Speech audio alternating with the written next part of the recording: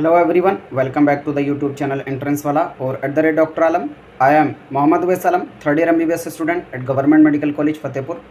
अभी इस वीडियो में बात करने वाला हूँ कि जो भी आपको एडमिशन मिलता है नीट काउंसलिंग में, वो चाहे MBBS में हो, BDS में हो, BSc नर्सिंग में हो, आयुष कोर्सेज जैसे BA MS BHMS या BOMS में हो, इन सभी में जो एडमिशन मिलता है ये किस बेस पे मिलता है और क्या एक्चुअल प्रोसेस होता है काउंसलिंग का और सीट अलॉटमेंट का क्या प्रोसेस होता है। बहुत सारे स्टूडेंट को इसमें क्वेरीज रहती हैं और कमेंट्स आते हैं कि जो आपका अलॉटमेंट है वो किस बेस पे होगा, मार्क्स की बेस पर होगा कि नीट की रैंक की बेस पर होगा, नीट में ऑल इंडिया रैंक की बेस पर या कैटेगरी रैंक की बेस पर, फिर इसके बाद स्टेट रैंक आ जाती है, उसके साथ ही स्टेट की कैटेगरी रैंक भी आ जाती है। तो एक्चुअल में एडमिशन किसकी बेस पर होता है तो यहाँ पर बताएंगे और पूरा प्रोसेस, और इससे ही आपको एक आइडिया भी लगेगा कि जब आपको किसी भी चीज़ का ये अंदाज़ा लगाना कि कोई सीट आपको मिलेगी या नहीं मिलेगी, और चॉइस फिलिंग में जब आपको कॉलेजेस डालने हैं तो क्या चीज़ को ध्यान में रख के और किस ऑर्डर में डालने हैं ये आपको यहाँ से पता लग जाएगा। जो लोग भी चैनल पर नए हैं वो चैनल को सब्सक्राइब करें, वीडियो को लाइक करें और अपने फ्रेंड्स में ज़रूर शेयर करें। यहाँ पर कंप्लीट आपको काउंसलिंग का process A to Z information, पूरी नीट की counselling all India quota, state quota सभी कोर्सेज के लिए कराई जाती है। उसके साथ ही सभी कोर्सेज की state wise all India rank की और सभी कट ऑफ यहाँ पर फ्री ऑफ कॉस्ट बताई जाती हैं और हर स्टेप पर आपको काउंसलिंग का गाइडेंस दिया जाता है। पेड काउंसलिंग भी कराई जाती है, जो लोग करना चाहते हैं नीचे डिस्क्रिप्शन से जाके ज्वाइन कर लें। तो यहाँ पर अगर सबसे पहले बात की जाए कि आपका जो एडमिशन होता है वो किस बेस पर होता है, तो सबसे पहली क्वेरी जो लगती है स्टूडेंट्स को वो लगता है कि नीट के मार्क्स की बेस पर होगा। ये तो बिल्कुल गलत है। इसके अलावा अगर किसी रैंक को कोई बोल रहा है तो उसमें तो फिर भी बोला जा सकता है कि कुछ तो ठीक बोला है, क्योंकि मार्क्स जो है ये ईयर टू ईयर वेरी कर सकते हैं पेपर का टफनेस की बेसिस पर। ईजी हुआ तो ज़्यादा मार्क्स लाने होंगे आपको, और टफ हुआ तो कम मार्क्स पर भी आपका एडमिशन हो जाएगा। लेकिन ये इनडायरेक्ट वे ऑफ एडमिशन है, एडमिशन का बेसिस मार्क्स नहीं है। एडमिशन का बेसिस क्या है? एडमिशन का बेसिस है रैंक, नीट की रैंक। अब इसमें भी 3-4 रैंक हैं। पहली होती है ऑल इंडिया रैंक, जो आपका रिजल्ट आएगा आप उसमें देखेंगे पहली ऑल इंडिया रैंक की होगी। दूसरी होती है कैटेगरी रैंक, और फिर उसके बाद जब आप स्टेट काउंसिल में पार्टिसिपेट करते हैं तो आपकी एक स्टेट रैंक बनती है, फिर स्टेट के अंदर भी आपकी कैटेगरी रैंक बनती है। तो ये 3-4 तरह की जो रैंक्स हैं, इसमें किसकी बेस पर एडमिशन होता है? तो अगर ऑल इंडिया कोटा की बात की जाए तो इधर की तरफ चल रहा है ऑल इंडिया कोटा और इधर की तरफ चल रहा है क्या? State quota. ठीक है, तो यहाँ दोनों की देखेंगे। सबसे पहले ऑल इंडिया कोटा की अगर बात की जाए तो आपकी जो ऑल इंडिया रैंक होती है इसकी बेस पर आपका जो है एडमिशन होगा। पूरे इंडिया में जो भी स्टूडेंट हैं जिन्होंने नीट का एग्ज़ाम दिया है तो उनका एक सीक्वेंस में नंबर होगा। तो एक ऑल इंडिया रैंक सिर्फ एक ही स्टूडेंट की होगी, वो यूनिक होगी। किसी एक पार्टिकुलर रैंक पे सिर्फ एक ही स्टूडेंट बिलोंग कर रहा होगा। तो एडमिशन का जो प्रोसेस है नॉर्मली यही रहेगा। फॉर एग्जांपल कोई एक कॉलेज है मान लीजिए, और एक कॉलेज में कोई मान लो 150 सीटें हैं, ठीक है। तो यहाँ पर सबसे पहले क्या होगा, जो काउंसलिंग का जो प्रोसेस है पूरा तो सिस्टम के थ्रू रहता है। जो भी आप चॉइस फिलिंग डालेंगे तो आपने जो जो कॉलेज चाहिए वो चॉइस फिलिंग में डालेंगे। वो सभी चॉइस फिलिंग को जो है कंप्यूटर सिस्टम देखता है कि आपने चॉइस फिलिंग में कौन कौन से कॉलेज डाले। फॉर एग्जांपल A कॉलेज है, B कॉलेज है, C कॉलेज है, इस तरीके से कॉलेजेस हैं। और कोई स्टूडेंट है जिसकी मानो 50 ऑल इंडिया रैंक है, एग्जाम्पल के तौर पर यहाँ पर बता रहा हूँ, और उसने जो है कॉलेज A को चॉइस पे नहीं डाला है, B को डाला है और C को डाला है, ठीक है। तो अब एक की तरफ तो सिस्टम देखेगा ही नहीं, सिस्टम देखेगा सबसे पहले आपने कौन सी कॉलेज को डाला है। फॉर एग्जांपल आपने पहले B को डाला और फिर उसके बाद C को डाला है, ठीक है। तो पहले देखेगा सिस्टम कि आपको जो B कॉलेज है क्या आपसे ऊपर कोई ऑल इंडिया रैंक वाला है जिसने इस कॉलेज की मांग की है। अगर मान लो B कॉलेज में सिर्फ और सिर्फ 30 सीटें हैं और आपसे पहले 30 स्टूडेंट ने पहले ही उसको चूज़ कर लिया है और आपने फिर इसकी B की चॉइस डाली है, तो आपको नहीं मिलेगा। क्यों? क्योंकि आपसे पहले ये जा चुका है। तो ये तरीका होता है कि सबसे पहले जो ऊपर की ऑल इंडिया रैंक होती है किसी भी कॉलेज के लिए, वो देखेगा कि जो भी कॉलेज है सबसे हाईएस्ट रैंक वाले ने किसने उसको मांगा है। A कॉलेज को देखेंगे कि ऑल इंडिया रैंक A वाले ने 1 वाले ने मांगा कि नहीं मांगा होगा। 2, 3, 4, 5, फिर जहाँ पर जाकर पूरी 150 सीटें गिर जाएंगी वहीं पर बंद। अब उसके बाद वाला उससे नीचे किसी की ऑल इंडिया रैंक है और उसने चॉइस फिलिंग में A को डाला है तो वो उसको नहीं मिलेगा।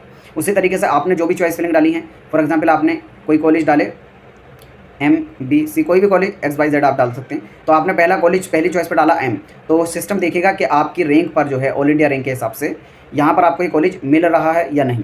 अगर आपकी रैंक पर मिल रहा होगा तो अलॉट कर देगा, लेकिन अगर नहीं मिल रहा होगा यानी आपकी रैंक से पहले ही वो सीटें भर चुकी हैं, यानी आपसे अच्छी रैंक वालों ने उसकी मांग कर ली है पहले ही, तो वो कॉलेज खत्म हो गया, तो वो आपके लिए अवेलेबल नहीं होगा। फिर वो सिस्टम देखेगा अगली चॉइस फिलिंग को, तो फिर अगली सीट को देखे कॉलेज को देखेगा और वो अवेलेबल होगा देगा, नहीं होगा तो अगले मूव कर जाएगा। तो इसलिए पूरी काउंसलिंग का जो सबसे इंपॉर्टेंट प्रोसेस होता है, या पूरा काउंसलिंग का अगर कहा जाए सबसे इंपॉर्टेंट स्टेप वो होता है चॉइस फिलिंग, आप किस ऑर्डर में कर रहे हैं। तो यहाँ पर पूरा काउंसलिंग का जो चॉइस फिलिंग है वो भी पूरी यहाँ पर बताई जाएगी, और जो पेड काउंसलिंग करेंगे उसमें तो हम पूरा सीक्वेंस उनको बना कर देंगे किस तरीके से चॉइस फिलिंग उन्हें करनी है। ठीक है, तो ऑल इंडिया का तो ये हो गया कि पूरा किसकी बेस पर हो रहा है, ऑल इंडिया रैंक की बेस पर हो रहा है। अब एक्चुअल में ये ऑल इंडिया रैंक की बेस पर भी नहीं होता है। आप कहेंगे कि अभी आपने कहा ऑल इंडिया रैंक की बेस पर होता है और फिर कहेंगे कि नहीं होता। इसका असल रीज़न ये है क्योंकि हर कॉलेज में जो भी सीट्स हैं उनको कैटेगरी वाइज डिवाइड कर दिया जाता है। फॉर एग्जाम्पल किसी एक कॉलेज में 50 सीट्स हैं, तो अब इसका डिस्ट्रीब्यूशन किस तरीके से होगा, जिस तरीके से रिजर्वेशन है, जैसे आपको पता होगा 10% EWS का है, तो इसकी 10% 5 सीटें किसकी हो गई, EWS की हो गई कि नहीं। उसी तरीके से OBC में डिस्ट्रीब्यूट होंगी, SC में, ST में, तो अलग अलग कैटेगरी में सीट्स डिस्ट्रीब्यूशन हो जाएगा। अब फॉर एग्जांपल कोई स्टूडेंट है जिसकी ऑल इंडिया रैंक है 60, मान के चलो ऑल इंडिया रैंक है 60, तो ऑल इंडिया रैंक के हिसाब से तो आप देखेंगे अगर मान लो शुरू के 50 बच्चों ने इस कॉलेज की मांग कर दी तो ये उसको नहीं मिलेगा। लेकिन यहाँ पर इस केस में अगर मान लो उस स्टूडेंट की EWS रैंक 4 या 5 है, मान लो किसी स्टूडेंट की ऑल इंडिया रैंक जो कैटेगरी की है, EWS की कैटेगरी रैंक उसकी 4th है, यहाँ पर ये बात कर रहा हूँ, अगर उसकी कैटेगरी रैंक ऑल इंडिया से EWS से 4th है, तब यहाँ पर इस कॉलेज में 5 है, तो अगर उससे पहले के जो 3 बंदे उन्होंने सबने भी चॉइस किया होगा तब भी इसको ये कॉलेज मिल जाएगा ऑल इंडिया रैंक 60 होने के बावजूद भी। तो ये होता है इन्फ्लुएंस किसका, कैटेगरी रैंक का। तो एक्चुअल में जो आपका एडमिशन प्रोसेस है वो किसकी बेस पर हो रहा है, आपकी रैंक की बेस पर हो रहा है, कैटेगरी वाली। लेकिन आपका जो भी रिजल्ट में लिखा जाएगा और आपका जो अलॉटमेंट में लिखा जाएगा वो कौन सा लिखा जाएगा, वो लिखी जाएगी सिर्फ और सिर्फ ऑल इंडिया रैंक, क्योंकि ऑल इंडिया रैंक जो है वो यूनिक है। एक टाइम पर काउंसलिंग में सिर्फ एक स्टूडेंट की ही एक ऑल इंडिया रैंक हो सकती है। तो इसलिए ऑल इंडिया कोटा में अगर बात की जाए तो किसकी बेस पर एडमिशन हो रहा है, ये हो रहा है कैटेगरी रैंक की बेस पर। अब ये वेरी कर सकता है कि किसी पार्टिकुलर कैटेगरी में एक साल ज़्यादा स्टूडेंट अच्छे मार्क्स ले आएँ, दूसरे में हो सकता है कम मार्क्स ले आएँ। तो ऐसा हो सकता है सेम ऑल इंडिया रैंक पर पिछले साल एक कैटेगरी वाले को स्टूडेंट मिल गया, कॉलेज मिल गया हो, दूसरे वाले को ना मिले, तो ऐसा होने के चांसेस हैं। लेकिन ऐसा बहुत कम होता है क्योंकि मोस्टली जो प्रोपोर्शन है वो सेम रहता है। नंबर ऑफ स्टूडेंट भी लगभग हर साल बराबर बढ़ते ही हैं, हर साल बढ़ रहे हैं, और जो हर कॉलेज में सीट्स हैं कैटेगरी वाइज वो भी फिक्स है। तो बहुत ज़्यादा चेंज नहीं आता, इसलिए कहा जाता है कि ऑल इंडिया रैंक का जो पैरामीटर है वो ऑलमोस्ट फिक्स्ड है, इसके हिसाब से ही रैंक को देखा जाता है। फिर आ जाता है स्टेट काउंसलिंग की बात। स्टेट कोटा में यहाँ पर और ज़्यादा फ्लक्चुएटिंग चीज़ होती है। अब जैसे कोई भी स्टूडेंट है जो उसकी ऑल इंडिया रैंक है, अब वो वेरी कर सकती है state to state. For example अगर किसी स्टूडेंट की कोई यूपी से बिलोंग करता है और उसकी 10,000 ऑल इंडिया रैंक है, अब उसकी स्टेट में रैंक क्या रहेगी वो वेरी कर सकती है। पिछले साल जिस स्टूडेंट की 10,000 रैंक थी, अब हो सकता है पिछले साल उसकी स्टेट रैंक रही हो 500, ये मैं एग्जाम्पल के तौर पर बता रहा हूँ, और इस साल उसकी हो जाए 550, यानी 50 बच्चों ने ज़्यादा क्वालिफाई कर दिया होगा इस स्टेट से। तो अगर सेम स्टेट से नंबर ऑफ स्टूडेंट ज़्यादा क्वालिफाई कर गए या ज़्यादा पार्टिसिपेट करेंगे, दोनों में से कोई भी पैरामीटर हो सकता है, अगर ज़्यादा पार्टिसिपेट करेंगे किसी एक स्टेट से या ज़्यादा क्वालिफाई करेंगे या ज़्यादा मार्क्स वाले होंगे, तो यहाँ पर उस स्टेट का जो कंपटीशन है बढ़ जाएगा। तो इसलिए स्टेट में जो एक्चुअल एडमिशन होता है वो आपकी स्टेट रैंक की बेस पर होता है। उसमें भी सिर्फ स्टेट रैंक की बेस पर नहीं होता है, जिस तरीके से ऑल इंडिया में ऑल इंडिया रैंक की कैटेगरी रैंक से होता है, उसी तरीके से स्टेट में भी स्टेट की जो कैटेगरी रैंक होती है उसकी बेस पर होता है। जब आप स्टेट काउंसलिंग में पार्टिसिपेट करेंगे, चाहे MBBS BDS की हो या फिर आयुष की, तो वहाँ पर आपकी एक सेपरेट रैंक बन के आती है स्टेट काउंसलिंग की। अगर यूपी नीट में पार्टिसिपेट करें तो यूपी नीट की बनकर आएगी, यूपी आयुष में पार्टिसिपेट करें यूपी आयुष की बनकर आएगी। अब वो जो आपकी स्टेट रैंक होगी उसकी बेस पर एडमिशन मिलेगा। फॉर एग्जांपल आपकी ऑल इंडिया रैंक रही हो मान लो 10,000 और स्टेट रैंक, फिर से मैं ये एग्जांपल ले रहा हूँ कि 550 आपकी स्टेट रैंक बनी, SR मतलब स्टेट रैंक आपकी 550 बनी, ये एग्जांपल के तौर पर है, इसका कोई सिग्निफिकेंस नहीं है।